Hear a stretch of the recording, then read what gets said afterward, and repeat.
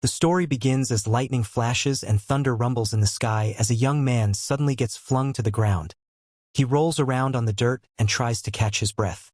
Above him, a group of people watches him. One congratulates him for improving in the last 2 years, and another tells him that the E-rank exam should be no problem to the young man anymore. In fact, another comments how the young man would probably destroy the testing venue now. These strong-looking individuals glow with power as they assess the man. Meanwhile, on the ground, the young man couldn't help but say that he's still nowhere near his 4 masters level. The scene changes and it's now a bright sunny day in a thriving city. Strong-looking young people seem to be everywhere, and they are all headed towards a big building. Inside the building, a lady announces that the registration for the E-rank promotion exam is currently ongoing. The young man, Rick, approaches the desk to take his exam ticket, but the girl behind the counter recognizes him. The girl reminds him that she is Alicia and they used to work together 2 years ago. She was so surprised when Rick abruptly resigned from their jobs and suddenly proclaims that he'll become an adventurer. Rick looks embarrassed as he admits that starting out as an adventurer when they're already in their 30s seems dumb. Especially when most adventurers started out on F ranks in their teens and became E-rank 2 years later. Alicia asks him what he's been doing for the past 2 years. So Rick just explains that he's been extensively training with his masters. Their conversation is interrupted when a drunk guy arrives at the counter and starts harassing Alicia. The drunk keeps asking Alicia to go have fun with him when Alicia tries to reject the drunk guy. The drunk guy grabs Alicia's hand and tries to force her. However, Rick intervenes and grabs the drunk guy. Alicia apologizes to Rick, but the drunk guy just passes out in Rick's arms. Bystanders start wondering what all the commotion is all about, so Rick explains that the drunk guy must have drunk too much. With that out of the way, Alicia finally gives Rick his exam ticket to his Rick got the unlucky number boring 4242. He then heads out of the building where the dark elf Rionette, and also one of Rick's master, asks him how the registration went. Inside, the adventurers are amazed to see a handprint on the drunk guy's armor. It must be what caused the drunk to pass out. They also recognize the drunk guy as the former A-rank adventurer Domold, who is wanted for assault. Alicia recalls how Rick had grabbed the drunk guy earlier and wonders if he was the one who knocked the drunk guy out. Meanwhile, Rick is going through the physical examination first. Examiners assess his height and weight. They were surprised and concerned when they learned that Rick is already 32 years old. After the physical exam, next is the magical exam. Examinees would have to put their hand on a crystal ball. The crystal ball would measure their mana and would shine depending on how much mana they have. The examinees start and some get D+ or D. They are amazed when one girl gets C+ a high aptitude for an F-rank adventurer. When it was Rick's turn, he touched the ball and a small light appeared. Unfortunately, the light soon disappears, making the examiner grade him F. The other examinees start gossiping and making fun of Rick, but Rick just ignores them and leaves. The examiner was about to call the next examinee when the crystal ball Rick just used suddenly breaks. The next part of the test is a measurement of offensive ability. Examinees are tasked to hit a glowing green column with their attack. Rick recognizes the column as a slime bag. This makes his mind recall when he was trained in using one. His master used to tell him that the basis of one's strength is their flesh. If he can destroy a golden slime bag with his own fist, then Rick can finally trust that his body is strong enough. Rick tries to protest since golden slimes are as hard as a dragon's fang. However, his master just boasts that he can destroy 200 at once and then softly tapping the slime bag, which explodes in all directions from that moment forward.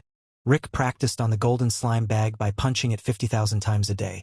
Back in the present, the examinees hit the bag while the proctor records their results when a young blonde 11-year-old boy was called. He confidently and cockily stepped forward. He is the rumored second son of the Diarmut family, and rumors say his magic is already at C-rank level. In summary, he is a true prodigy to the amazement of everyone. The boy starts chanting a spell and creates fire with his bare hands. He then launches an attack, creating a fist-sized fireball and shoots it at the slime bag, which promptly absorbs it. Rick was surprised at how tiny the fireball is, but everyone else seems amazed at the attack. But for Rick, all he can think of is how another one of his masters loved throwing fireballs at him. Unfortunately, his master's fireballs were the size of houses that then exploded like a nuclear bomb. He wonders if the boy just condensed his magic because they are indoors. After a few more examinees, it was Rick's turn on the slime bag. He was about to start when the proctor remarked at his age of 32. The proctor then tells him that his mana never had time to grow since he started so late, and this was shown in his mono results. As such, he advises Rick to give up. Rick could feel the gaze of the other examinees that are all much younger than him, but his mind still remembers how he always stood up and continued his training. even with bloody fists. He doesn't understand what's wrong with becoming an adventurer at his age. Rick then punches the green slime bag so hard in anger that it slams into the wall, destroying it and spraying green slime all over the room. Everyone was stunned while Rick looked at his hand and guessed that the slime bag must be defective. Meanwhile, the young boy is getting annoyed at Rick for upstaging him. He promises to show him up at the next test, the defensive magic. Unfortunately for him, Rick is once again surprising everyone as he withstands the proctor's attacks at the next test. The proctor recognizes that Rick is still using first nature magic to block his attack, and he advises Rick to level it up for the next one. Rick then admits that he can actually only use first nature magic. Nevertheless, he is confident in his skills. The proctor concedes and starts casting a fifth nature magic attack. A huge cyclone of air blasts forth from the potter's hands, hitting Rick directly in the chest. The huge cyclone of wind even breaks the magic barriers surrounding the venue. Sylvester Elcernia, the first-ranked knight of the Royal Knights who is on the outskirts of the city, sees the shockwaves coming from the training grounds and assumes that something terrible is happening there. So he quickly makes his way to the exam center and learns from one of the examiners that an F-ranked weak adventurer blocked the military-grade nature magic just by using a defensive first nature magic. Sylvester finds it unbelievable, and so he assumes that the examiner is joking around with him. The examiner promises him that this is the case and even shows him the profile of the examinee.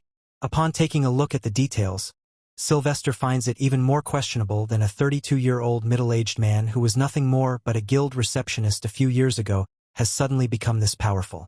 After the defense test, the first round of exams comes to an end, so Rick heads outside with Rionette to rest for a moment. Rionette reminds Rick that the next exam will be an intelligence test, meaning that it will be a written exam to measure all of the adventurer's Ecchi. Rick confidently announces that he will get a 100% score in the written test, telling Rionette that just because he was a receptionist, she shouldn't underestimate his intellect. Still, all he did for 14 long years was welcome drunk negative Ecchi adventurers, and that is why Rionette is skeptical of him getting top marks. Rick realizes that he cannot convince her into thinking that he is intelligent, so he drops his act and tells her that he is more worried about the very first round. The results that came were not very satisfactory to him, even though he clearly nailed everything in the practical exams, but because his magical powers of mana were ranked as an F-, he thinks he will not attain a high rank. Rionette comforts him, telling him that no matter what the result might be, he should be proud of himself as he has shown astonishing growth in the past 2 years. The blonde prodigy who just can't mind his own business comes to annoy Rick and Rionette because he has nothing better to do with his life. Rick recognizes this sore loser as the so-called prodigy but fails to recall his name, so the guy introduces himself once again as Fried Diarmut. Rick doesn't want to be involved with any minors as he doesn't want to get cancelled by the internet, so he asks the little boy why he has come here and if he has gotten lost. Seeing his angry face, Rick assumes that the kid is perhaps looking for his parents, and so he offers to help him look for them. Fried, of course, finds Rick's unintentional remarks rather insulting and accuses him of deliberately stealing his thunder at the exam. According to Fried, it was his long-awaited dream to become the main character, and so he had planned the whole year how he would show off his brilliance at this exam. But because of Rick, he failed to have a heroic debut and couldn't stand out. Seeing that the kid is almost on the verge of tears, Rick tries to calm him down, promising him that it wasn't his intention at all. While he is desperately trying to come to an understanding with this dumb kid, another dumb loser with a wacky haircut enters, accusing Rick of making children cry. This twin ponytail Angelica is apparently the elder sister of Fried, and hence she is here to protect her little brother from this scary middle-aged uncle. Fried tells Angelica that Rick was bullying him and even adds that this uncle is in his 40s.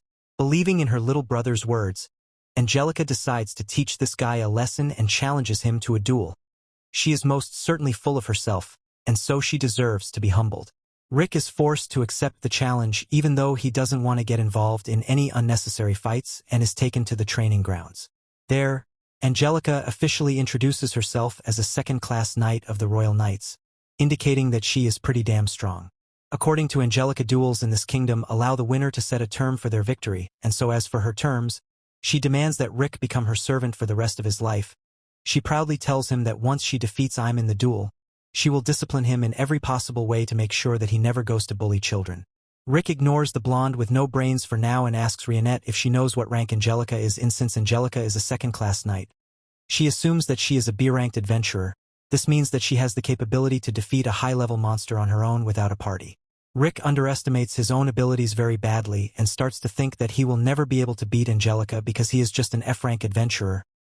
He isn't even sure if he will make it out alive in this duel. As he begins to panic, Rionette once again comforts him, telling him to stay calm and use the training that he has been through these last 2 years. Rionette only makes it worse for Rick because once he remembers the gruesome training he had gone through, he becomes terrified, to the point that he pukes. Still, Rionette continues and tells him to be confident as he is now a member of the strongest adventure party on the continent, the Orihalcon Fist. Thanks to Rionette's words, Rick regains his composure and gets ready for his duel with Angelica. Angelica, who had been tolerating Rick's tantrums all this time, couldn't wait any longer, so she brought out her sword and enhanced her own body and weapon by using magic on them. She dashes at him at quick speed and takes him by surprise, not because she is extremely fast but because she is pathetically slow from his perspective. He sees Angelica running at a much slower pace than his own normal running speed, and that makes him realize that maybe B-ranked adventurers aren't that impressive. He avoids the second attack of Angelica, which Angelica thinks happened by fluke because there is no chance an F-ranked adventurer would be able to evade her light-speed attack. She goes for the third attack and once again disappoints Rick, who begins to think that Angelica might have made it to the B rank through nepotism or something. He does not for once consider the idea that he himself might be strong. She keeps coming at him with her snail-like strikes, so Rick finally decides to intercept her. He goes for her head but misses by an inch and makes a huge crater on the ground, making Angelica realize that Rick is actually overpowered, so she immediately surrenders, letting him win the duel. She begins to take her leave with Freed, but Rick stops her as she was supposed to get a punishment for losing their duel. He goes with the terms that Angelica said before their duel, which were that the loser would become the winner's servant for life. However, Angelica justifiably doesn't keep her word and makes a run for it with her brother. Anyway, now that the duel is over, Rick wonders what the results of the first round of the exams will be. Rionette informs Rick that Master Brufston and the others will be coming to the guild soon. Hearing this news, Rick becomes startled again, as he doesn't want to face these scary, overpowered entities. According to legend, defeating the ultimate monster Kaiser Alsapiat would allow one to get the Akashic record, which grants any wishes. Basically, their world's Dragon Balls. Unfortunately, no one has yet succeeded, but the author hopes that future adventurers would succeed where they have failed. One of these hopefuls is Rick, who read the legend from a book as a child. Back in the present, the E-rank promotion exam's first stage has finished and the results are about to be announced. They will be sending out mana to the examinees' tickets, and if their ticket glows blue, they passed. The second stage will start tomorrow in the form of a mock fact. After the instructor's words, Rick lets out a sigh and stares intently at his card. Beside him, Rionette assures him that he will pass. Rick smiles in gratitude for her kind words. However, Rionette's words send a chill down his spine. If he doesn't pass, they will just train him triple times harder. Soon afterward, Rick's flashes as the results load with bated breath. Rick nervously waits for it to finish. I guess it also has ads or something. Thankfully, it soon finishes loading and it glows blue. Rick happily shows it to Rionette, who congratulates him. With his nervousness gone, they exit the hall, but a foul stench abruptly assaults Rick's nose. A blonde guy approaches them and starts flirting with Rionette. He introduces himself as the eldest son in the house of Duke Diarmut Raster. His long winding introduction annoys Rick, who decides to just call him Northy. He tries to introduce himself to Raster, but Raster just dismisses him, instead opting to focus on his flirting with Rionette. His pickup lines are so cringy and cheesy that he must have learned it from Reddit. Raster even grabs Rionette's hand and starts fondling. He even offers her to be his second wife. Rick comes to his rescue and slides between them. He explains that Rionette is his girlfriend, so he urges Raster to back down. Raster responds his exam card and laughs. He starts belittling Rick for being an F-rank despite being old already. In fact, Raster boasts that he was already E-ranked when he was 14 years old. Currently, he is an E-ranker and is actually an examiner for the second stage of the exams. Raster says Rick away and invites Rionette for dinner, but Rionette declines and even hugs Rick's arms. She also criticizes Raster's strong perfume. He must have used that Axe body spray all over himself. Feeling rather insulted, Raster warns Rick to be careful if ever he becomes his examiner and boldly strides away. After he leaves, Rick jumps away from Rionette's arm and apologizes for claiming to be her boyfriend. Rionette smiles and admits that it actually made her happy. Rick had saved her from trouble, so she's very thankful. Later that night, the Raster is at his dinner and still pissed off thinking about Rick. Bro was so triggered that he slammed his blaster, breaking it. His siblings then arrive and instantly hug his legs, crying. It was Freed and Angelica. They start telling Raster about how a middle-aged man bullied them. Raster was aghast that someone made his cute little siblings cry. However, the description immediately made him think of the earlier man he encountered, Rick. After asking his siblings for more details regarding the man's identity, he smiles with it. The next day, Rick is very nervous about his exam. If Northie would be his examiner, he would surely make it harder than necessary. Thankfully, another person soon approaches them and introduces himself. His name Lynx Lowlot, the one in charge of Rick's second exam. Rick cheers since it wasn't Raster but Lynx was actually a fan of Rick. Lynx is so amazed at Rick's determination to become an adventurer despite being 32 years old already. As a fellow middle-aged man, he is motivated upon watching Rick. He even shared how he himself only became an adventurer when he was 24. In fact, Lynx is still hoping to climb to rank A despite being in his 40s now. It's took him 20 years to become ranked B, but he still hasn't given up. The two of these recognize each other's passion and they shake their hands. Unbeknownst to them, another person is watching them from beyond the corridor, smiling wickedly while eavesdropping. Later, Lynx is walking towards his classroom when someone calls out to him. It was Raster, and Raster calls him third-rate and smiles diabolically. Meanwhile, Rick is at the waiting room with the other examinees. He is so happy that he's humming to himself. Unfortunately, this piece is shattered when a staff member walks in and announces that the examiner Lynx Lowlot suddenly fell ill. Thus all his exams will be handled by Raster Diremut. Rick is so surprised that he spewed out his drink. Rionette further guesses that since Raster is a Diremut, he is probably also related to Fried and Angelica that they had a conflict with yesterday. Rick even overhears the other examinees gossiping about their sudden new instructor.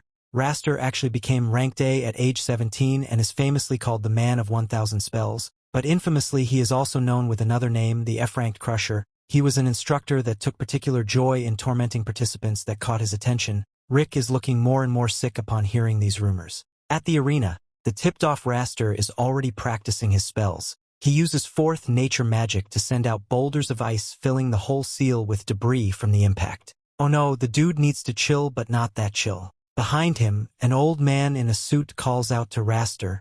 It was one of his illit guards. Meanwhile, Rick keeps pacing front and back frantically in the hallway, wondering what he will do as he is certain that the ranked A Raster won't let him pass the test. He tells Rionette that he is so scared that he wants to run away and go home, but if he does so, his master will triple his training and that will lead him to experience a whole different level of hell. Rionette tells this man-child to not be shaken by what others say to him and to instead focus on the positive side. She believes that people's criticism can also be used to gain confidence. She herself believes in Rick's abilities and acknowledges how strong he is even though Rick himself has given up. Rionette puts her trust in him and is certain that he will pass the exam, and judging by the matches he has fought already, she assures him that he will defeat Northie Raster, the bad perfume guy. Rionette reveals that since the very day Rick had chosen to become an adventurer and quit his guild receptionist job, she put her trust in him and believed that she would succeed in achieving his goal, so Rionette gets up and tells Rick to believe in her, as in that way he will be able to believe in himself. Rionette's motivational speech brings back Rick's confidence yet again,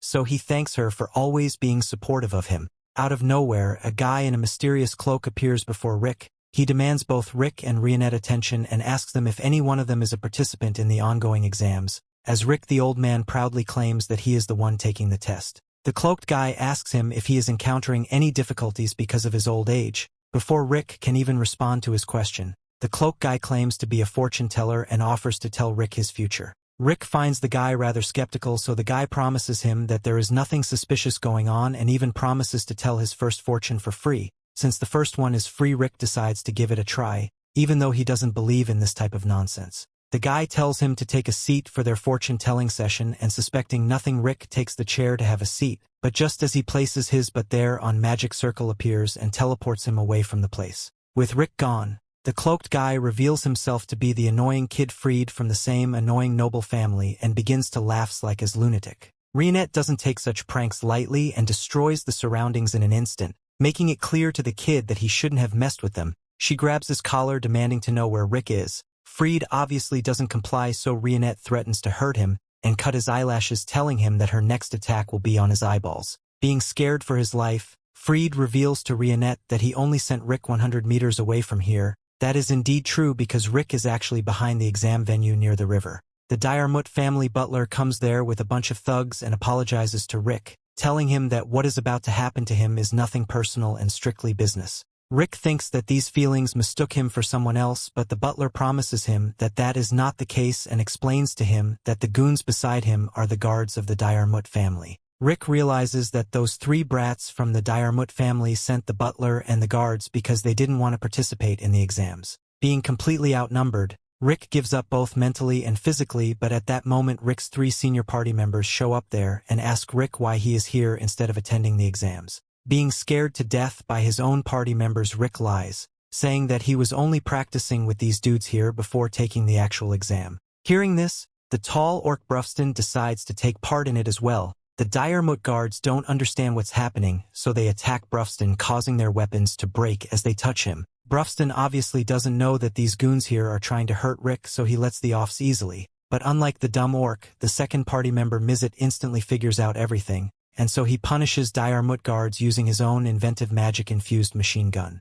With most of the guards down for good, but one of them desperately takes Rick's third party member, the red-haired little girl Elissaret, hostage. Brufston advises the goons to let go of the little girl, stating that she is the most dangerous of them all, to make sure that he accidentally doesn't kill all of them. Rick tells her that these losers with their knives are only trying to play with her, but the goons state otherwise and grab Elissaret's collar, hurting her. So she decides to give them hell and unleashes 7th nature level magic. Apparently this 10-year-old girl here is the strongest mage of this generation, and because of her destructiveness, she is known as the Demon Child of Ruin. The Diarmut butler recognizes Mizit as the half-dwarf half-elf prodigy, who is 50 years old despite how he looks and is so intellectually genius that he can invent technologies from hundreds to thousands of years in the future. The butler also recognizes the orc named Brufston, who not only has supernatural strings but also great intelligence. Not only that, he has mastered all kinds of support magic spells. Mizit, Brufston, and the Elissaret, all 3 of them are S-ranked adventurers and are part of the same adventurer party, the Orihalcon Fist. So the old butler naturally wets his pants and surrenders,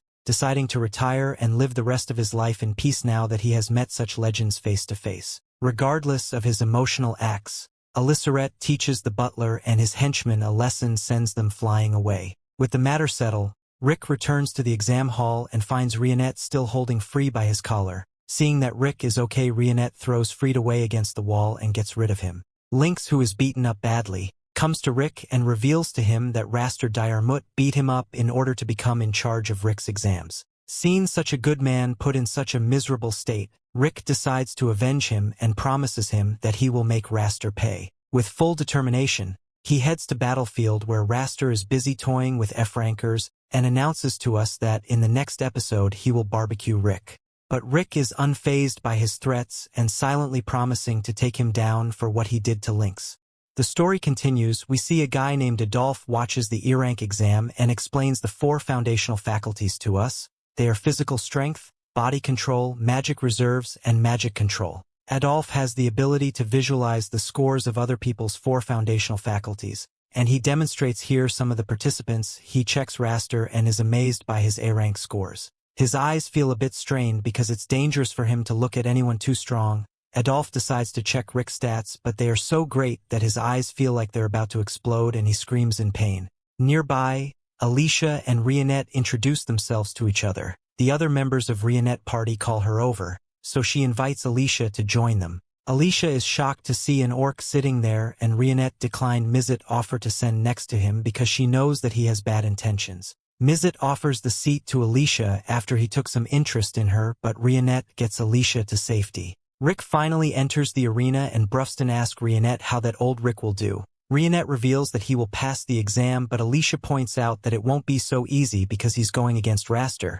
Raster is an A rank and he always goes overboard to embarrass all the rookies. Alicia is shocked though when the members of Rick's party say it won't be a concern. Raster's siblings cheer him on and Raster is impressive. Rick was able to get away from his guards. Raster declares that he's nothing like his weak guards, but Rick can tell that just by looking at him. Rick wonders why Raster became an adventurer in the first place, so Raster explains that he's a noble, so he just did it to raise his status even further. He has actually grown bored of being an adventurer and just waiting for the perfect time to quit. Rick can tell that this guy's not a real adventurer, so he refuses to lose to someone like him. Raster starts to fight off with level 1 attack, but he wonders if Rick is terrified after not moving at all. Rick isn't scared though, as he just reminding himself not to let his anger control him. Rionette told him to use the first minute of his fight to calm himself and observe his opponent. Rick does that, but Raster is impatient and Rick stunned to see him use level 3 magic without an incantation. The insanely powerful attack hits Rick,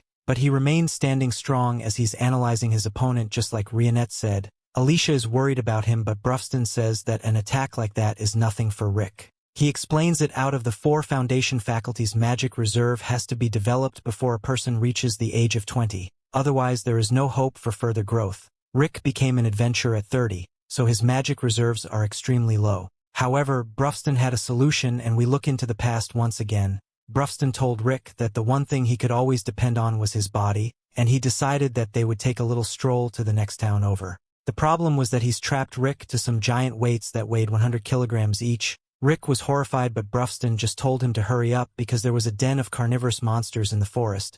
To make up for his lack of magic reserves, Rick trained exhaustively in the other 3 areas. Raster attacks Rick with level 4 magic this time, but Rick once again is unfazed. Brufston then reveals that for physical strength he built Rick up from scratch. Even though Mizet doing bothersome things, he was the one that taught Rick magic control. Mizet took this responsibility because he didn't want Rick turning into a pile of ash after an attack one day. Rick was trained in body controlled by Rionette, and Alicia shocked to learn that Rionette is not just some normal maid. Rick amazingly latched on to all the training they threw at him, and he now stand within the realm of S rank, just like the rest of them. Raster unleashes another attack, and Rionette explains that Rick no awareness of how powerful he is. This is because no matter what kind of insane training they put Rick through, they always told them that F rank should be able to do it easily, just like the time Brufston told them that an F rank could smash through a giant boulder with one strike. Raster does some trash talking as he unleashes a barrage of attack, and Alicia is horrified when one attack seems to crush Rick.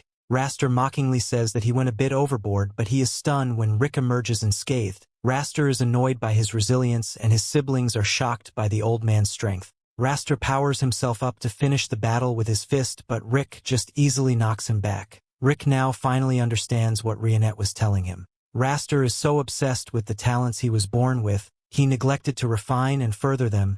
Raster has vast reserves of magic, but he is sloppy with everything he does. Against an opponent like Raster, Rick's sure that he can't lose. Raster says Ever just got lucky, and his siblings are amazed when he finally decides to use his full incantation magic. His long incantation results in a crazy big fireball attack, but everyone is shocked and Rick easily stops it with just one hand. Rick declares that the attack was too sloppy, and Mizet explains that Rick worked his magic with a high degree of accuracy to block the attack. Rick was so precise that he didn't have to use 100,000 of the energy that Raster did to create the attack. This means that someone like Rick would build any magic reserves can do stuff like that as long as they have precise magic control. Raster continues to say that Rick is just getting lucky and goes in for another attack. Rick is too quick for him though, so there's so much change his body to steal to avoid getting obliterated. Raster finally admits that Rick possesses abilities above an E rank, but so says that luck is choosing Rick's side. Rick can't believe that this guy still refuses to acknowledge him, so he points out that he wasn't even using magic, he was just using body control. Raster just wants to know how Rick got so strong in just 2 years, but Rick is insulted by the question as he thinks about his torturous training. He had to run through explosions, so went through monster capture fluid until he choked on it, and he wasn't allowed out of a dragon's den until he defeated it. Alicia is horrified to hear just some of the training he went through because normally someone wouldn't survive it. She is then shocked when Brufston reveals that Rick didn't survive. He lost his life multiple times, but Brufston heal can bring someone back to life, as long as it's applied immediately after passing away. This kind of horrifying training was necessary though, because repeatedly breaking down and rebuilding someone's body is how they get stronger. Mizet was also impressed by how Rick stayed in there no matter how crazy the training got. He looks back to his training with Rick and how he would kick off a mountain so he could develop a sense of being able to see the wind. This of course led Rick to losing his life repeatedly, and Brufston have to revive him. Aliceret was just as guilty of this type of training, as we see that she would crush Rick under boulders. Rionette training of all learning to cut falling she's by using their momentum, and this caused Rick to lose his life as well. Raster just assumes that Rick is lying because he refuses to believe that such terrible training even exists, and even if it did exist, he can't see anyone being motivated enough to go through it. Rick's response is simple. His dream is his motivation, and his dream is to defeat the world's strongest monster, Kaiser Alsapiet. Raster and Fried have a good laugh as they call Rick an idiot, and they can't believe that he is being serious. Alicia knows that Kaiser Alsapiet is the ultimate monster that appears in the legends of the hero Yamato, and Brufston reveals that Rick's goal is also the ultimate goal of their group, the Orihalcon Fist. Raster points out that the legends of the hero Yamato are just bedtime stories for kids, and defeating Alsapiet is their dream of a small child. Rick doesn't care what Raster thinks, as his dream has nothing to do with him anyway. Raster agrees and decides to put an end to their battle, and he surprisingly uses level 7 magic to restrain Rick, but he tells Rick not to get to a maze just yet. Raster plans to show Rick what true telling looks like, and he wants to make it so Rick can never speak nonsense again. He finishes a long incantation and declares that he will show everyone the greatest magic human can wield, level 8 nature-composed magic. This is the greatest magic that Raster, the man of 1,000 spells, has in his arsenal. This is his ultimate move, and it results in Raster controlling a giant tree golden from the inside. Raster commands Rick to gravel before him, and he mocks Rick for planning to use some air shot attack. Rick declares that he will punch right through him, but Raster says he's being delusional. Rick asked Raster how many times he has practiced using the golem before, but Raster has no clue because he mastered it after only used it a couple of times. Rick then shockingly reveals that he has used his air shot attack 100 million times. Raster's siblings think he's lying, and Alicia wonders if 100 million times in 2 years is even physically possible. Of course, Brufston reveals that it's possible, but only a space-time magic is used. Raster has heard enough, so he announces that it's time to crush Rick's dreams just like he did to Lynx. Raster launches his most powerful level 8 attack, but Rick breaks free from the restraints, and Shocking stops the attack with his level 1 air shot attack. Raster mocks him as he's sure that he will crush Rick, but he is stunned when his golem begins to break apart. Rick's air shot then destroys Raster's golem.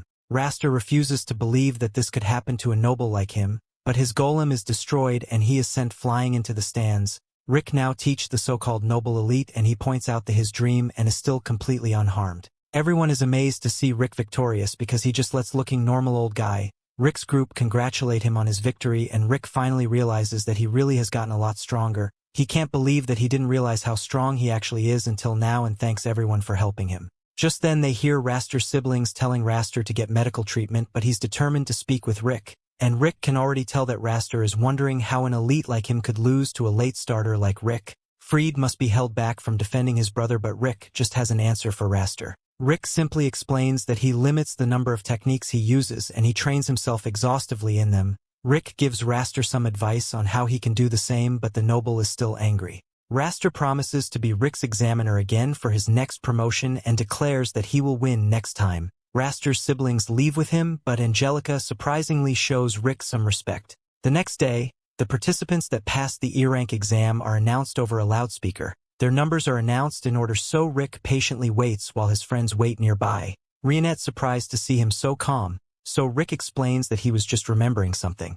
The story continues. We see Rick thinks about his past and how he wanted to become just like Yamato. This meant becoming an adventurer to try and defeat Kaiser Alsapiet. Unfortunately, his mother thought it would be too dangerous, and his father wanted Rick to stop believing in fairy tales. One day Rick found some hope as a doctor discovered the Rick had marker indicating that he had an inborn skill. People who have the marker are extremely rare, but Rick was one of them. Rick was stunned to learn that he could have an incredible power like Yamato, but he was told that it wasn't something a person could manifest through training. Rick was still excited though, and he was told to just relax and wait for his skill to come out. Rick couldn't have been any happier, and he decided that once his skill manifested, he would proudly declare to his parents that he was going to be an adventurer. As the days went by, Rick's friend would ask if the still manifested yet. It still didn't show up after a year, but Rick kept the spirits up and thought that it would reveal itself when he wasn't a kid anymore. Eventually, though, he would become discouraged, and he was told that there are cases where people with the marker never manifested their skill. There are still a lot of adventurers that don't have any skill, so his friend suggested that he become an adventurer anyway.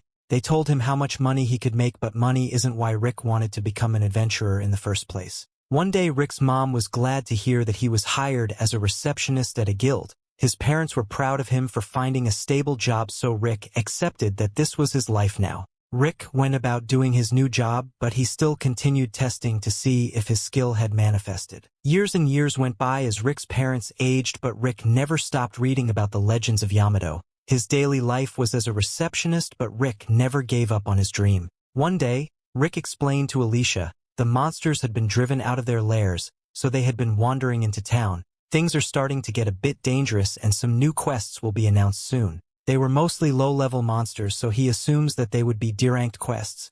An adventurer named Zaid Herworth was a friend of Rick's, and he revealed that he was promoted to B rank. This marked the moment when a person could make a living just adventuring. Rick congratulated Zaid, but he couldn't help but be upset with themselves. Rick had done the same job for 14 years and he's gone nowhere. Meanwhile, Zaid had been promoted several times. Rick didn't have much to complain about because his life was pretty stable, but he couldn't help but think how far he would have gone if he had decided to become an adventurer. Just then Rick heard screaming as a giant troll appeared in town. Rick was shocked because it was incredibly rare for a mid-level monster to be there. Rick heroically tried to protect the girl, but she just told him to get out of the way. This girl destroyed the beast and Rick was shocked as this girl simply thanked him for trying to save her. This was when Rick first met Rionette and she revealed that she was an adventurer. Rick assumed that she was a B rank, but she was not. Rick was then sure that she was an A rank and he was super excited because he had never seen an adventurer fight up close. Rick was then stunned when she said she wasn't an A rank either and she was actually an S rank. Rick was incredibly nervous because S rank the cream of crop. He had a question to ask her because she is an S rank, but he hoped that she wouldn't laugh at him. Rionette explained that laughing would not be a concern because since the 9 years that had passed since she was 8 years old she had never laughed. Rick just let it all out and revealed that he has always dreamed of defeating Kaiser Alsapiet. On top of that, he also has an innate skill that hasn't manifested yet. He explained that he was 30 years old, so he asked her if he thought there was still time for him to become an adventurer. Rionette acknowledged Rick had courage because he tried to save her, but he was 30 years old and he never trained his magic reserves. Rick already knew about this limitation, but Rionette explained that it's not just hard to develop resistance after not training it. When you were young, it's basically impossible. Adventures need at least some magic reserves, so she was confident that Rick had no chance at making it as an adventurer. Rick kept a positive attitude as always and he thanked Rionette for the reality check. He could finally stop clinging to the dream he should have given up years ago. Rionette apologized, but Rick said he needed to hear that. He talked non-stop, hoping to mask his disappointment, and jokingly asked her to have a meal with him. Rick was shocked though when she accepted his offer, and she made plans for them the next day. The next day Alicia could tell that Rick was in a good mood and he excitedly told her that they should work their hardest. Zaid arrived that the happy Rick excitedly gave him his quest. Rick couldn't believe that he was having dinner with a girl like Rionette, and he realized that his life wasn't so bad after all. Just then people began scrambling as a monster had appeared and Rick's good mood was ruined. Rick got worried when he spotted Rionette, but he remembered that she can handle herself easily. Rick was then startled when several more monsters appeared, but Rionette told them that she would handle them. Rick knew that he would only get in the way, so he stood aside while Rionette started destroying the beasts. She tore them to pieces and Rick was amazed to see what an S rank could do. Rionette finished up the last monster, but she became concerned when she sensed something. Rionette had a flashback to a horrible memory and she collapsed because of the terrifying magical energy. Another beast arrived to attack them, but Zaid appeared out of nowhere to rescue them. Some other adventurer showed up and Zaid explained that the guild put together an emergency quest. The adventurers then worked together by using their amazing abilities and they started annihilating the monsters. Rick thought he had already given up on becoming an adventurer, but watching this group fight made Rick realize that he was still jealous of them. Rionette warned him that it's too dangerous there, but Rick said they would be fine because it is a B rank. Rionette was still terrified though and revealed that a B rank wouldn't be enough to fight the threat that is nearby. Rick was shocked and Rionette revealed that the threat was dragon. Rionette said that every time she feels a dragon's magic, she loses control of the magic within her body. Rick was sure that a dragon would never appear there, but he was quickly proven wrong. A gigantic dragon appeared before them, and even Zaid couldn't believe that one would appear in a human town. Everyone was taught at the Adventurers Guild that anyone lower than a B rank should never try to fight a dragon. One guy from the group panicked and tried to attack it, but who quickly became very clear that there's no way they can fight the dragon when it pushed them back with just the force its wing. The group decided to run for their lives, but they were stopped by the dragon's barrier. They are unable to destroy the barrier, so they realize that their dragon is not planning to let them get away. Zaid gave up as he believed their lives were over, but Rick shockingly stepped forward. Zaid reminded him that he was just a receptionist and there was nothing he could do. It turned out that Rick also thought they wouldn't survive, but if he at least stood up to the dragon, then he might at least be able to spend the last moments of his life as an adventurer. However, after coming face to face with the dragon,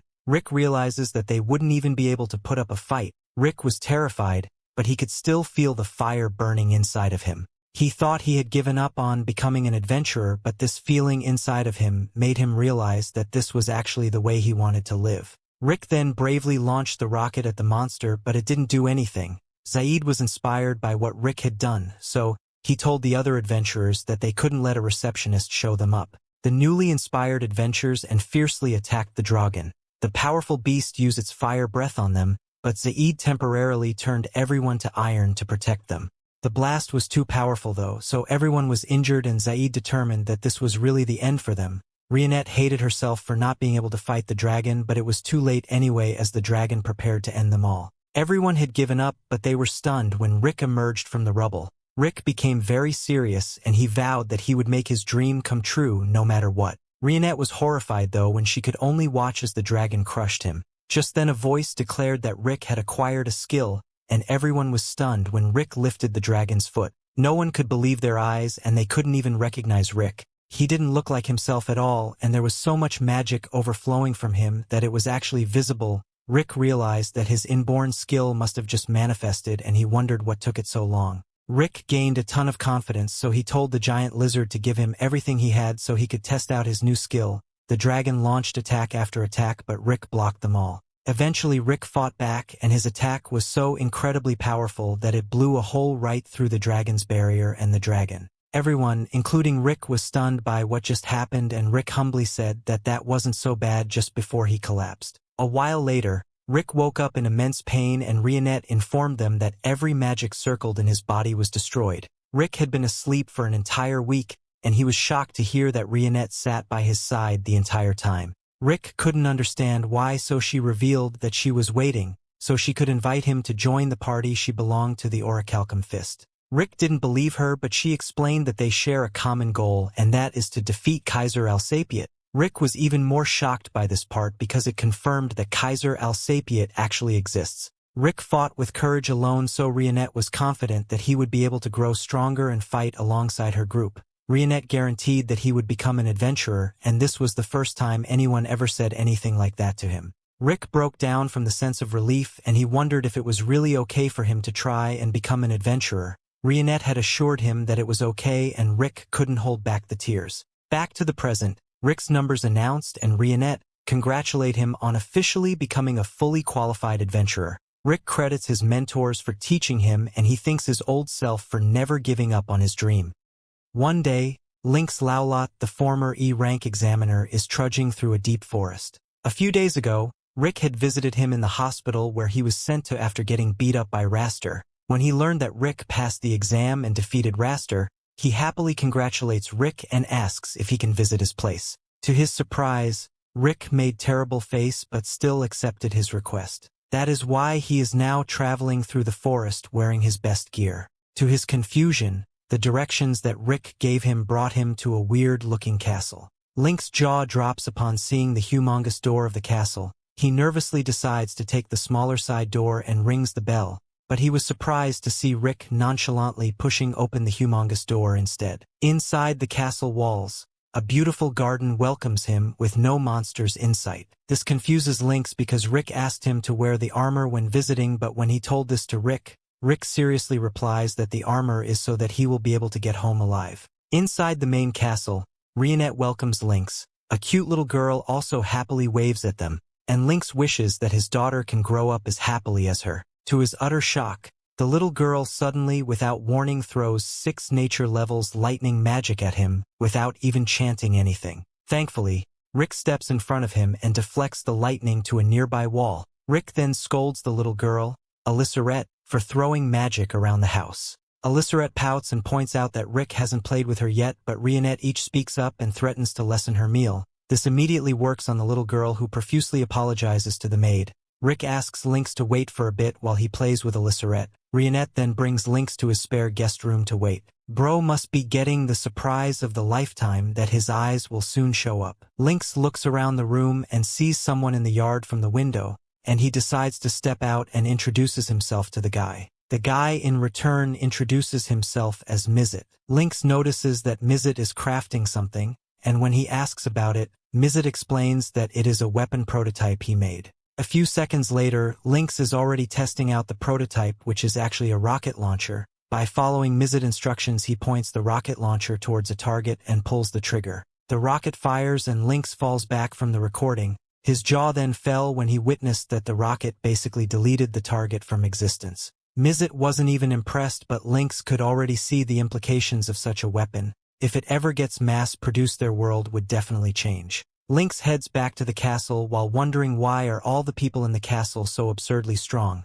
Another scene shocks him when he sees an orc reading inside one of the rooms. Brufston easily sensed him outside and invited him to enter. Inside the room, Lynx could see that bookshelves basically cover all the walls. He guesses that Brufston must be the intellectual in Rick's party, and Brufston does admit that he is the one who mainly trains Rick. When Lynx learns about this, he asks Brufston if he can also partake of said training. After all, if Rick could grow strong enough to defeat Raster, then maybe there's also hope for him. Brufston stares at his eyes and acknowledges his resolve. Thus he agrees to give him a bit of training. Meanwhile, Rick is looking for Lynx when he learns from Mizet that he saw Lynx walking into the forest with Brufston. Rick was immediately horrified and worried about his friend because he knows what a masochist Brufston is. As for Lynx, he is now falling off the side of a cliff with 2 iron balls attached to his feet. Damn dude has little balls of steel. Lynx says his farewell to his daughter as he plummets to his death and accepts his fate. Thankfully, Lynx happens to land in something soft, but rather unfortunately, he also happens to land in another weird scene.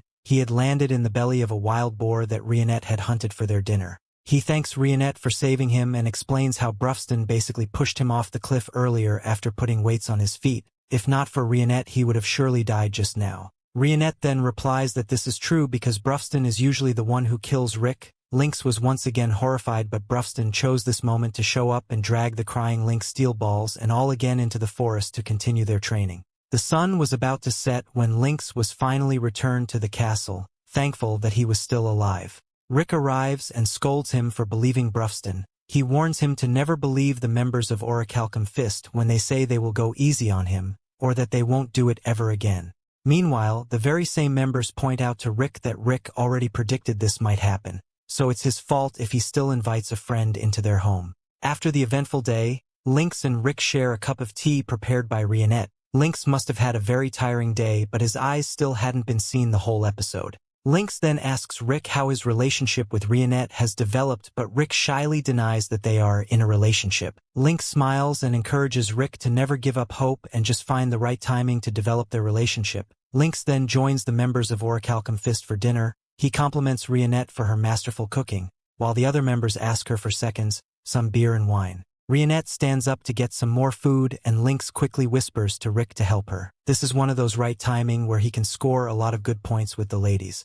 Damn, we all need a wingman like Lynx. After Rick departs the dining hall, Lynx asks the other members of Orihalcon Fist if they know anything about Rick's inherent skill. Brufston replies that it is the kind of skill which only activates under certain conditions, so Rick unfortunately couldn't demonstrate it, but despite all of this, Rick is already on the S-rank level. In fact, when his skill activates, he is even stronger than them, which amazes and surprises Lynx, since Lynx is a person who works at the Central. Brufston asks him if he is aware of the magical crystals that are also known as the 6 Grand Orbs. Lynx claims to have heard of it in the legend of Yamato. After informing Lynx of the Orihalcon Fist's combined goal to defeat Kaiser Alsapiet, Brufston proceeds to tell him about the 6 Grand Orbs. These 6 Infinity Stone ripoffs are apparently the key to opening the gates that are connected to the realm called the Spiral Origin. That realm, more precisely that dungeon, is rumored to be located at the very edge of this world, and at the very bottom of that dungeon,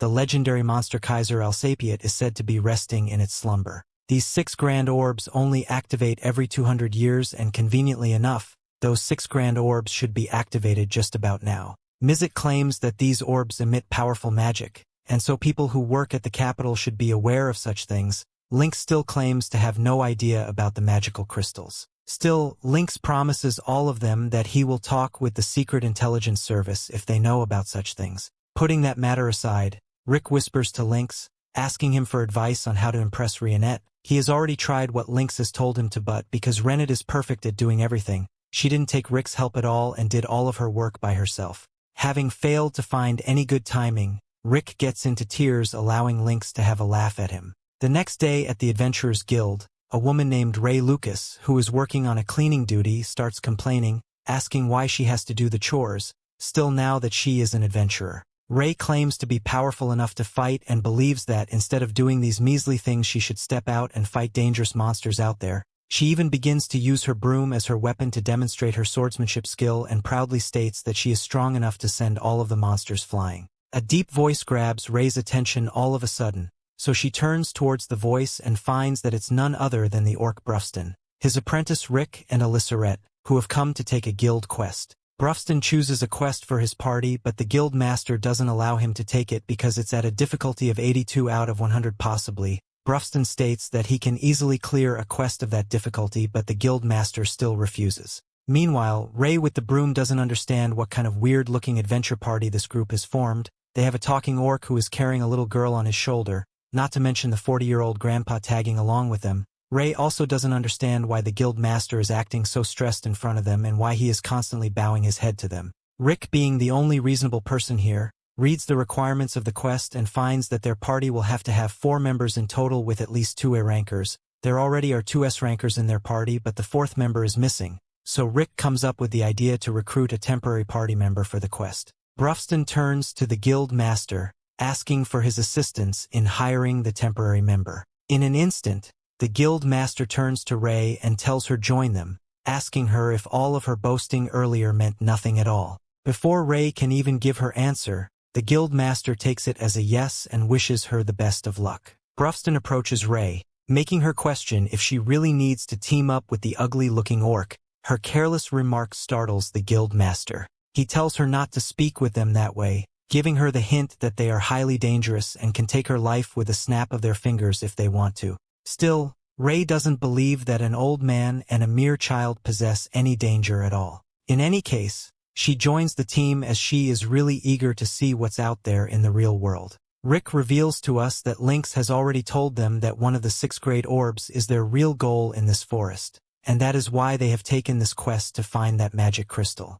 While on their way there, Ray, who is an F ranker, starts pitying Rick upon learning that an old man like him is still at the E rank. Anyway, Alysseret locates the magic crystal and starts heading straight for it. On the other side, Mizet, who is alone with Lynette at their castle, tries out his luck with her and gets justifiably punished by her as she breaks his precious spy gadget into dozens of pieces. Rick's party locates Wyvern and its sight frightens Ray. It gets even worse when Brufston frankly punches the wyvern face and sends it flying away, making Ray realize that the orc is the only monster here. Brufston uses the corpse of the dead wyvern to attract more wyverns to them, and as if it were child play, he and Alysseret burned the entire board of wyverns alive. The red wyvern that is apparently as strong as a dragon targets Rick and Ray. According to Ray, a red wyvern is said to be so strong that even a rankers cannot beat it, so she thinks their best course of action will be to run away since both of them are rookie adventurous. But Rick doesn't leave as he is entirely confident that he alone is strong enough to deal with that wyvern. Seeing how courageous this E-ranker is, Ray also decides to stay and fight the wyvern alongside her party member. She states that her idol is the legend Yamato, and since her idol would never leave their comrades behind, she too doesn't want to do that. Rick respects her decision and tells her to act as his support, but before she can even have any contribution in the battle, Rick one-shots the red wyvern, making her eyes pop out in disbelief. The next morning, Ray is once again busy procrastinating during her cleaning duty. The guild master approaches her, asking her how her quest went with those crazy mad lads. Ray tells him that when they were done subjugating the wyverns, the orc took the remains to cook it for dinner. The guild master states that S-rankers tend to be crazy like that and also unintentionally motivates her to become an S-ranked adventurer.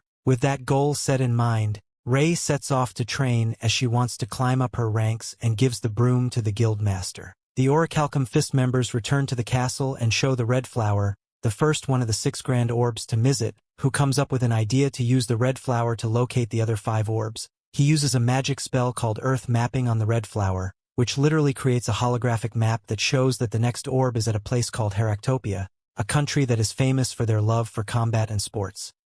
We then learned that 400 years ago the 4th king Alexander Heractopia built the Colosseum. The king held fighting competitions and Alexander himself fought with no weapons but his own body. He reigned as the undefeated champion of 10,000 fights. Then people from all over the world came to either watch him or fight him. This small kingdom grew exponentially and it is now known as the Kingdom of Heractopia. Rick and the others arrive at this kingdom and stare at the statue of Alexander, who was known as the King of Fists. Fighting for entertainment is a huge business here, so being a fighter is a popular occupation. These professional fighters are called pugilists. Brufston wishes he could have sparred with King Alexander at least once. when he was alive, but Wake fears that they would have destroyed the kingdom. Our group tries to get information on the 6 jewels, but people are terrified of the giant Brufston. Just then they notice some bald guy bothering a girl. Brufston decides to have some information, but the creep says he's not intimidated by orcs because he's a pugilist. Brufston straight up tells this guy that he doesn't look very strong, so the creep challenges him to meet him in an alley. Brufston takes the guy up on his offer and easily destroys him. The guy's name is Gold and the girl's name is Militia, and they offered to answer any questions. Rick shows them the Crimson Blossom and explains that there should be another one of these gems in this kingdom. They are amazed by the magic emitted from the stone, and our group is shocked when they say they have seen one like it before. They can't remember where though, so Rick begs them to think harder. Just then they're interrupted by the announcement parade of the Fists tournament. It is a fighting tournament to determine the pugilist champion. It will take place in 2 months, and it gets over 500,000 attendees every year. A guy named Kelvin Erwolf is a 5-time champion who has won the last 3 tournaments in a row. This guy is insanely popular, and everyone is shocked when they realize that the stone our group is looking for is attached to the champion belt Kelvin is wearing. Kelvin thanks his supporters for cheering him on, and he explains to a trainer that it's his job as a pugilist to create excitement for the tournament. The trainer can tell that Kelvin is still lives in good health, but Kelvin says that he will just be happy if he can find a worthy opponent. Just then Rick enters the gym and explains that there are adventurers looking for a certain gem. Brufston wants to get right to the point, and everyone is shocked by his appearance. Rick says that they need to follow proper procedure when speaking to a stranger, but Brufston says that he isn't the type. Brufston tells Kelvin to give him the belt, and Rick has clear things up by explaining that they aren't thieves. Brufston explains that the gem on the bell used to belong to their party. He says that they will return the bell and give him an equivalent German exchange. The trainer plans to throw them out, but Kelvin stops him. He explains that he has a good nose and he can tell that they are in line. While Kelvin does believe them, he cannot allow them to take the belt. The belt is the pride of the people of Heractopia, and the only way for them to get the belt is by standing at the top of the King of Fists tournament. Brufston surprisingly agrees with him, and our group leaves. The trainer wonders why Kelvin just let them leave, because he wanted to let the rookie fighters beat them up. Kelvin explains everyone would have lost their lives if they try to fight Rick and his group. The trainer is shocked because he had no clue that they were that strong. Kelvin could tell that while the maid seemed very calm, she has incredible skills.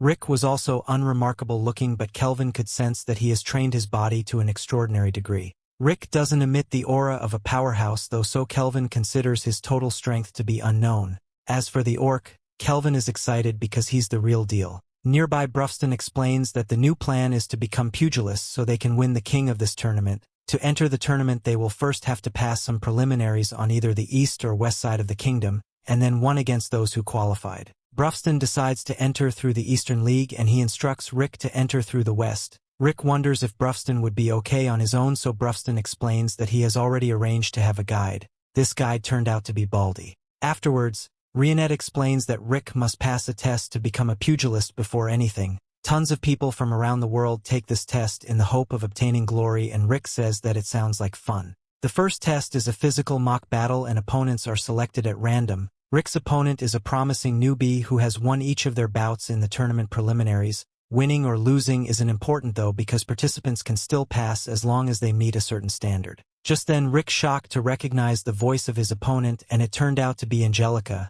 Angelica makes her grand entrance, but she is horrified to see Rick. The small audience cheers her on, and they predict that she will quickly destroy Rick. Rick fears that her Aster is there as well, but Angelica explains that she came alone. Angelica thinks about how bad things are for her since her opponent is the old guy that beat her ranked A brother. Even though winning doesn't matter right now, Angelica refuses to suffer defeat in the mock battle. Rick still doesn't look very strong to her, but she doesn't plan to let her guard down like last time. The test begins, and Angelica vows to go all out right from the start this time. She says the name of her powerful attack, but she instantly falls to the ground.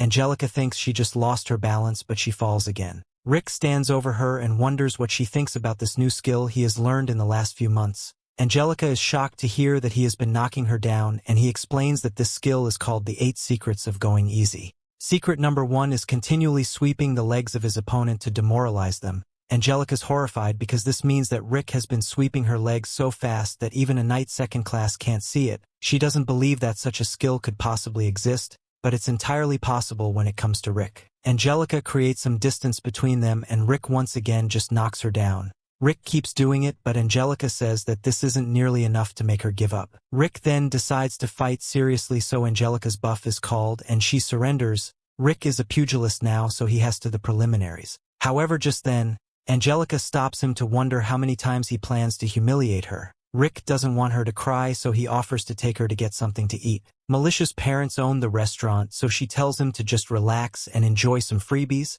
Angelica is shocked to hear that Rick plans to win the king of this tournament because it sounds like a crazy dream.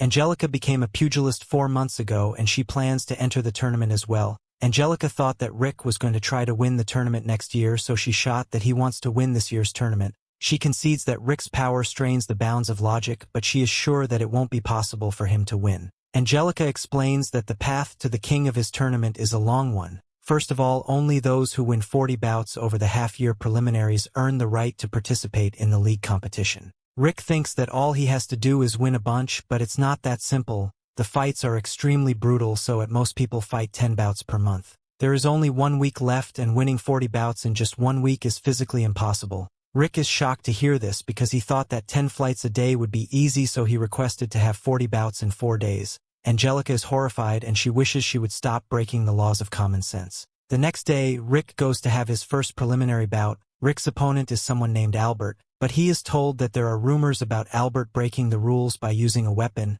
No evidence was found during body checks though, but there's just told to be careful. Rick faces off against this guy and he's glad to see that he doesn't have a weapon. However, we see the Albert has a hidden stone that increases the force of his attacks by 30 times. The fight begins and Albert uses his coat to obstruct Rick's vision. His attack is powerful and Albert declares his victory. It's too soon though, as his broken arm eventually kicks in. Rick sees the impact stone and points out that it will break its user's bones if they haven't trained hard enough. Albert thinks about how he did train, but it's too late as Rick declares that it's his turn to attack.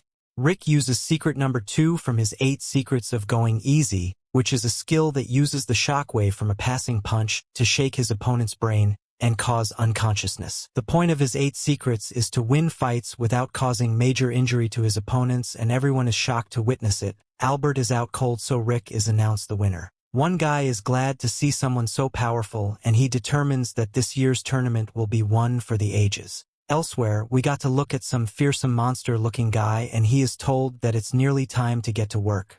The story continues. We see Angelica participates in her own bout, and she absolutely destroys her opponent. Rick congratulates her on making it through the preliminaries, and she brags about winning 40 matches in a row. She also intends on winning her way through the block league, and Rick is eager to do his best too. Angelica still can't believe that he's going to try and do 40 bouts in 4 days because each venue only hosts 1 bout per day. This means that Rick will have to travel a long distance between preliminary fights, but Angelica doesn't think it's possible. Rick has to get to the Green Hill Arena in 10 minutes before his next bout, but Angelica gets annoyed because he wasn't listening. This arena is 30 kilometers away and he won't be able to get there in time even if he rode on a carriage. Rick calls her crazy for even suggesting that he ride on a slow carriage because he rather just runs. Angelica says that that makes even less sense, but Rick shows that he's much faster than a carriage. Angelica would like to watch Rick's match, but there is no possible way she could make it in time. Rionette said she could make it happen, so she does some ultra-high-speed parkour. At the venue, we see that Rick already finished his bout, but Angelica was in no shape to watch. Rick won, but he still needs to work on his 8 secrets of going easy because he did too much damage. Rick heads to the next venue, so Angelica tries to avoid being dragged away again, but Rionette takes her away anyway. The 3 of them then go from arena to arena as Rick destroyed several opponents. The 4 days pass and Angelica stunned because Rick actually managed to win the 40 matches he needed for the preliminaries. Next is the block league matches, and Angelica's relieved that she's not in the same block as Rick. Angelica was hoping to win the entire tournament, but she realizes now that it will be impossible with Rick around. To make things worse, Rionette explains that the S-rank Brufston is participating as well. Angelica thinks about how no matter how things seem, she still can't let asserted man get away with something. Rionette wonders what she's talking about, but Angelica just changes the subject. She wonders where Rick is, so Rionette explains that he's out on his daily 600-kilometer run. Angelica isn't even surprised anymore by the crazy stuff Rick does. and she wonders how Rionette puts up with him. She's always with Rick, so Angelica pities her for people probably thinking that they are in love. Surprisingly, Rionette doesn't mind as she reveals that she has a deep affection for Rick. Some guy approaches them, so Angelica thinks he's trying to hit on them. Embarrassingly for her, the guy just needs their help with some work because he doesn't have enough staff. Rick finishes his run, and he is met by the chairman of the Western League's management committee. His name is Snape, and he's impressed by Rick for being the fastest qualifier in the preliminary league's history. The lizard man is told that Angelica isn't there, and Ricky's surprised that he knows her. Snape is then the one to be surprised when Rick can tell that he's a retired pugilist, and Rick explains that he knew Snape was a fighter from their handshake. Snape reveals that he last fought 20 years ago when he won a little competition. The roar of the crowd was invigorating, but he retired when he was just 23 years old.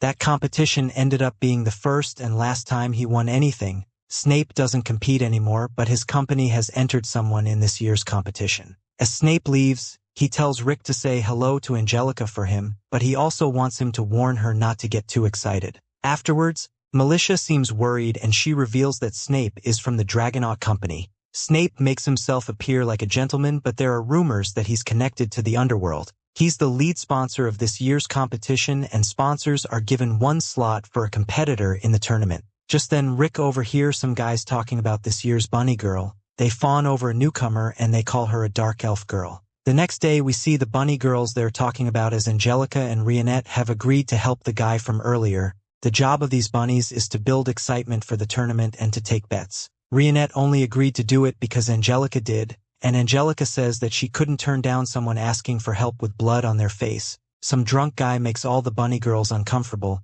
but he pays the price for getting too handsy with Angelica. Angelica gets really embarrassed when Rick arrives, and she explains that she's helping someone. Rick is in awe of how great Rionette looks, and Angelica becomes furious because he didn't react the same way to her.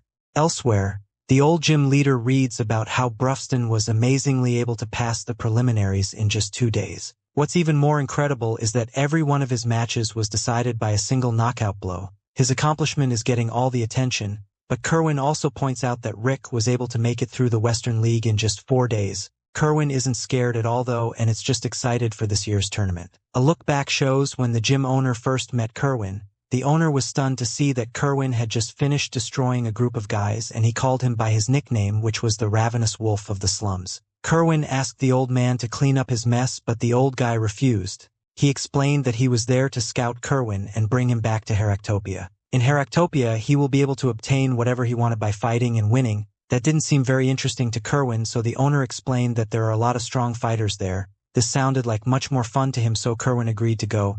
Kerwin has that same expression on his face now, and he explains that he hasn't been this excited in some time. Back with Rick, Angelica's still upset that Rick didn't look at her a certain way. Rick changes the subject and reveals that Snape was looking for her. Angelica's clearly surprised, but she denies knowing anyone by that name. The next day, the blocklay competition to decide the tournament participants begins. Only one entrant from each block can participate in the final tournament, so it will be really intense. Angelica faces off against some chick named Helen, but Rick can tell that Angelica doesn't seem like her usual self. Angelica's really tense, but she still manages to win. Rick is up next, and he uses one of his 8 secrets of going easy to defeat his opponent. Rionette is pleased to see that Rick's getting better at holding back, but Angelica thinks he's just as ridiculous as ever. The two then take turns winning fights until there are only 4 bouts left. Rick wants to discuss tactics because they have to win every fight, but Angelica says that she doesn't need it.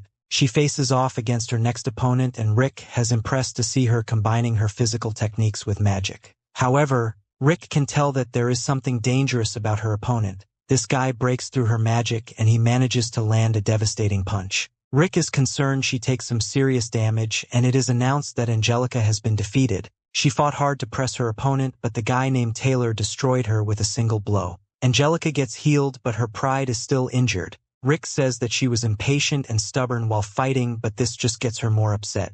Rick keeps trying to tell her that she could have won if she was more focused, so he wonders if something is bothering her. Rick isn't even sure if he will be able to do anything, but he wants to try and help her. His kind words get Angelica to give in, and she reveals that Snape is her fiancé. She explains that a year ago her parents passed away in an accident. Her and her siblings took on the responsibilities of the household, but they were inexperienced and fell into great financial difficulties. Their evil grandfather stepped in and made a deal with Snape. Snape promised to provide them with a large sum of money, but he demanded that he be allowed to marry Angelica. Rick has a seriously delayed reaction to the news, and Angelica becomes furious by his lack of ability to process information. She goes on to explain that we're trying to stop their marriage. She discovered that Snape had become the main sponsor for the tournament. She prepares to reveal what Snape's true intentions are, but they are interrupted by some commotion. They find that some lizard guy that Angelica is horrified of is causing a stir, and he's being confronted by the guy that easily defeated Angelica earlier.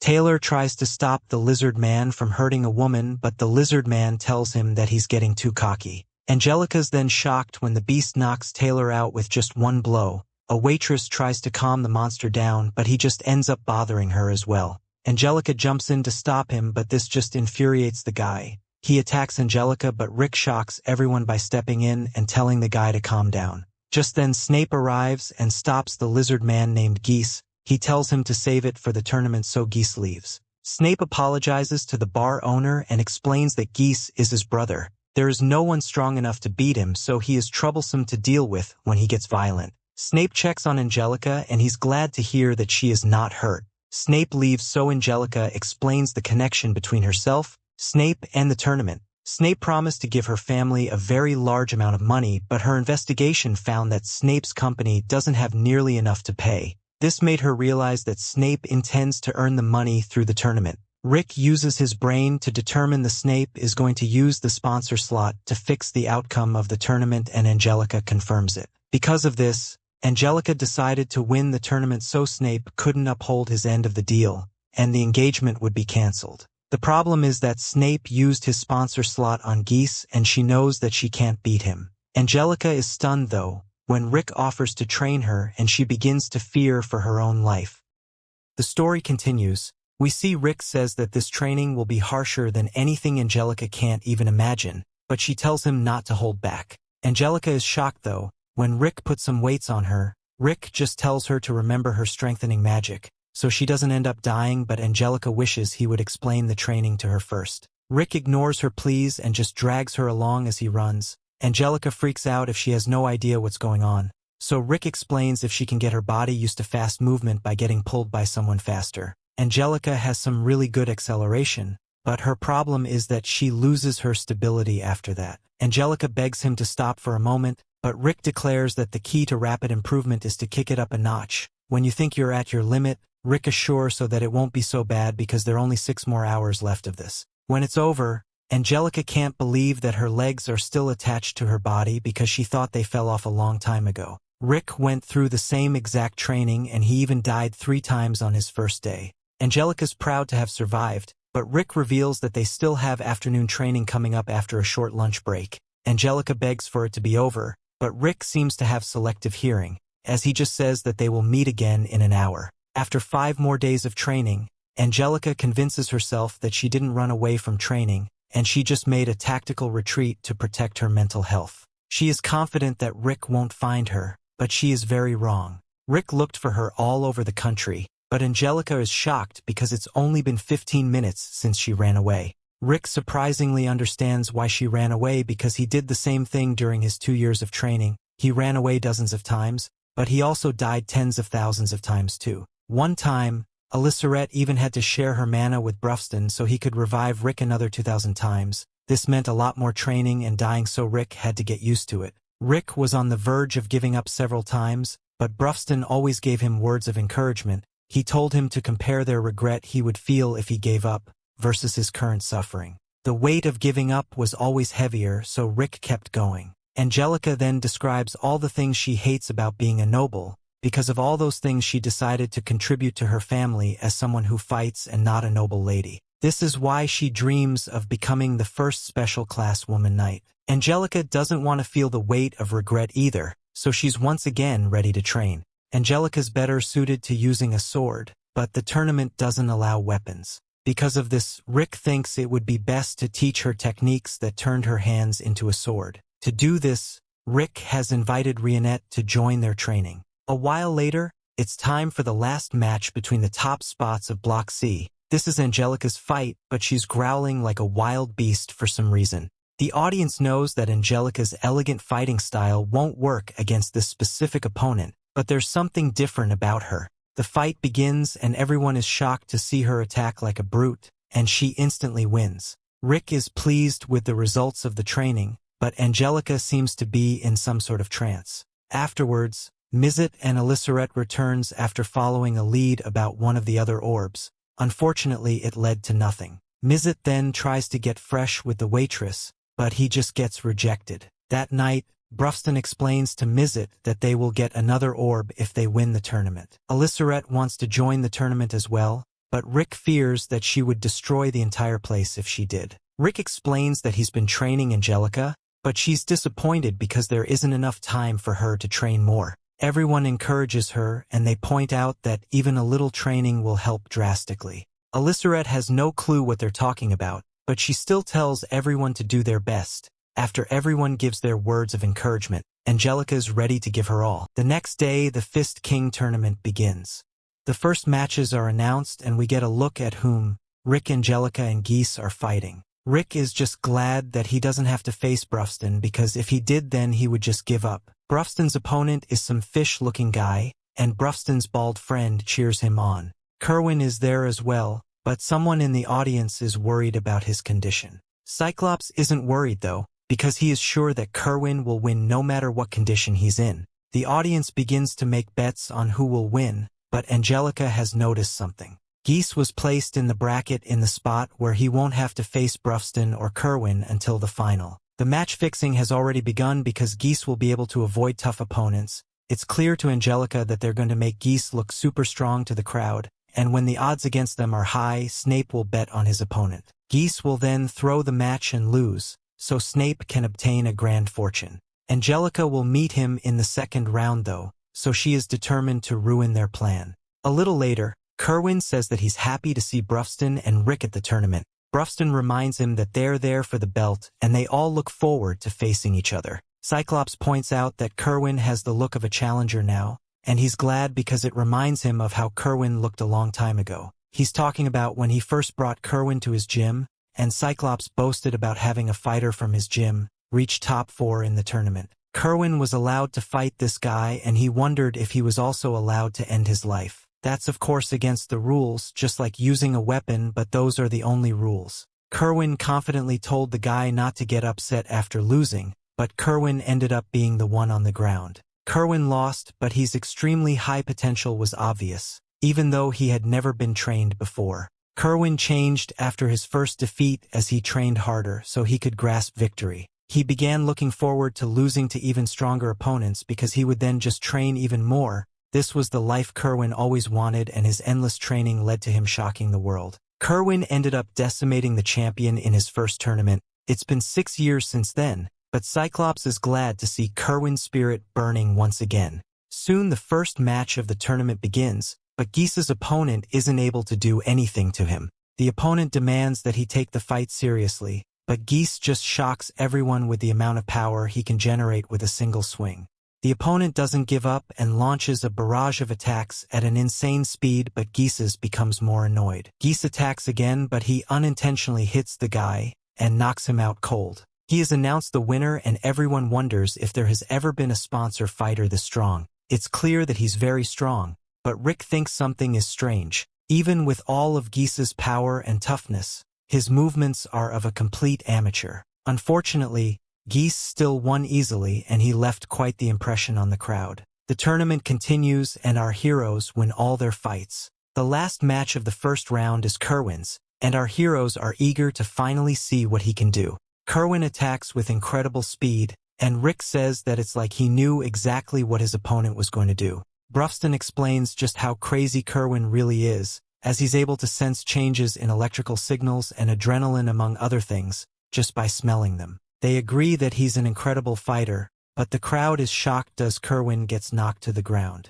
Rick is then the one to be shocked as the others explain that Kerwin let himself get hit. The crowd there is for Kerwin, so he gets up and quickly knocks out his opponent. Kerwin has announced the winner, but his friends think he plays around too much. The second round begins the next day, and Snape arrives to take a seat next to Rick. Snape introduces himself to the others, but Alysseret wonders why the lizard is putting on a nice guy act. Rick wonders why he isn't sitting in the VIP seats, so Snape explains that this next fight is incredibly important. It's a fight between his brother and his fiancée, so he needs to see it up close. In the halls, Geese thinks about how he drank too much the night before, and he runs into Angelica. Geese has to be reminded about who she is, and he explains that Snape told them not to damage her face so she can look good at their wedding. Angelica is eager to show him the results of her hard work, but Geese mocks her and says that no amount of training could make up for the gap in their power. Angelica assured that he has trained hard as well because of his physique,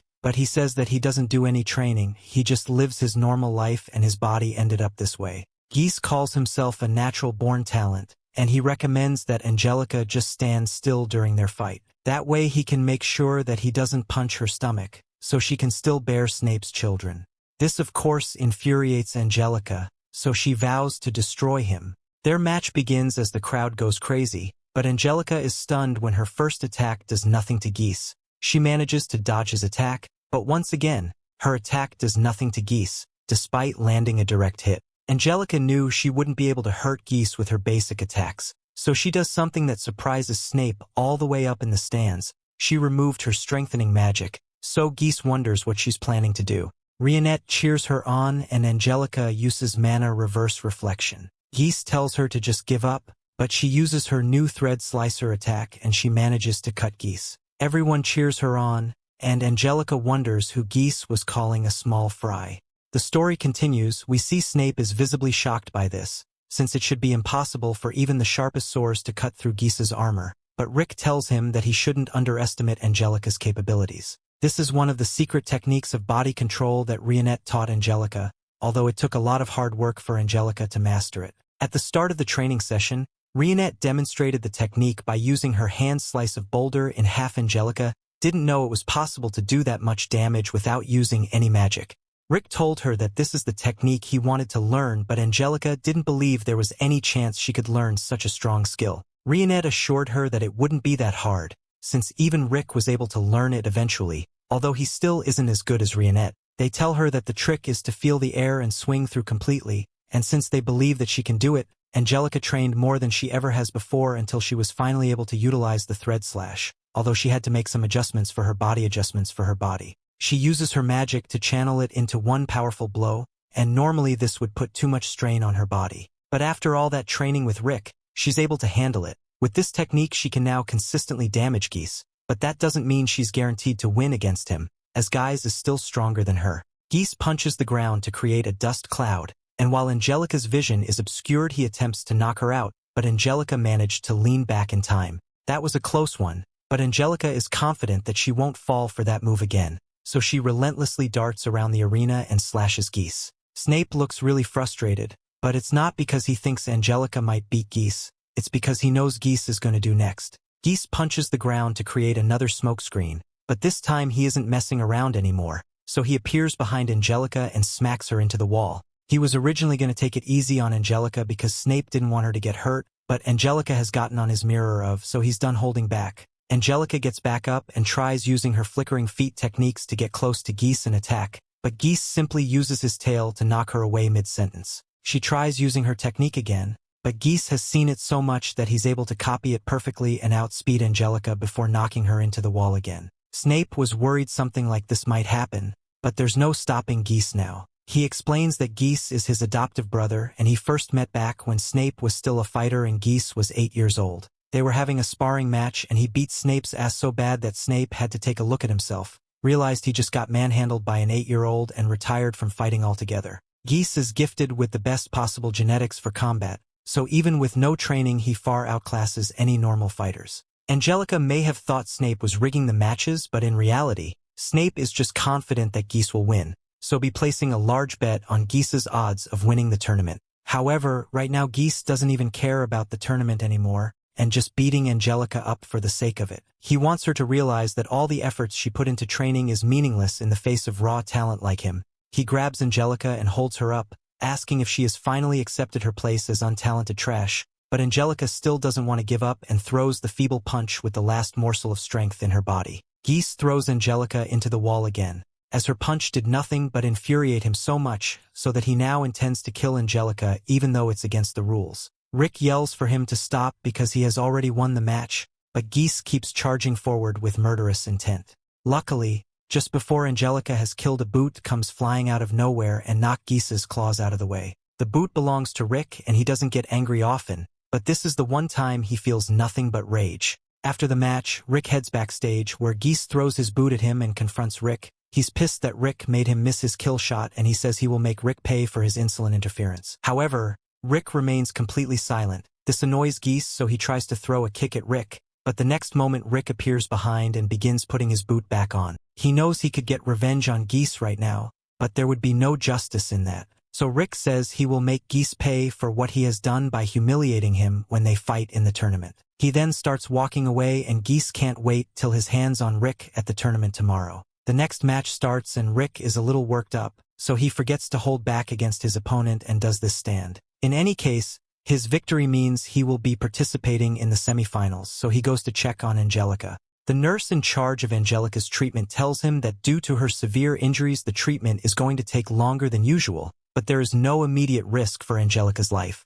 Rick is glad to hear that she's okay, but he feels sorry for Angelica since she went so far to push through that hellish training. Just as things end up like this, and other news, Brufston and Kerwin won their matches as well, so the finalists for the semifinals tomorrow have been decided. The next day, Rick comes across Angelica in the halls and he's happy to see that she's doing better since he asked Brufston to personally heal her, but he reminds her that she still shouldn't push herself too hard. He doesn't want to bring up what happened yesterday, so he starts walking away, but before he leaves Angelica speaks up and apologizes for not being good enough to meet his expectations. Rick went through all the trouble of training her, even he didn't gain anything from it, and she still failed to achieve her goals, so maybe she isn't cut out to be a fighter after all. Rick tells her that she has nothing to apologize for because she worked really hard to train for the fight, and if anything Rick is the one who fault here because he failed to adequately gauge Geese's true strength, so he couldn't prepare Angelica properly. He wants her to watch his match with Geese closely, so he can show her the results that can be achieved with hard work. The time for Rick's battle finally comes,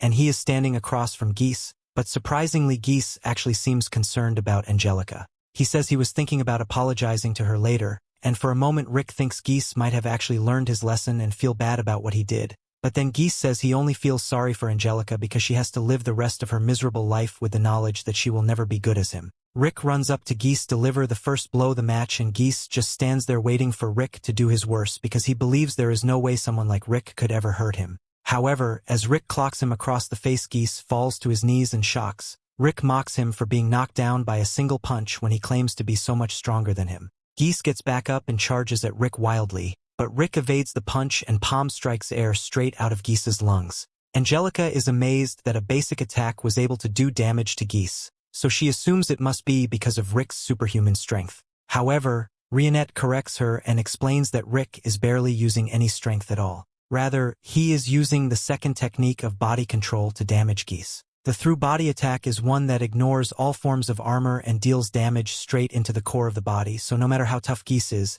he's going to feel a lot of pain. Rick tells Geese he can withdraw from the determine if he wants, but Geese still believes he is superior in every way, so he unleashes his special Dragonoid and strengthening magic. With this boost, Geese is actually able to knock Rick back, but Rick catches himself and begins running around to evade Geese. Brufston now realizes what Rick's game plan is, and from what he can see, Geese's strengthening magic uses a lot of magical energy. Geese never train his mana capacity, but he was born with such massive mana reserves and it doesn't matter.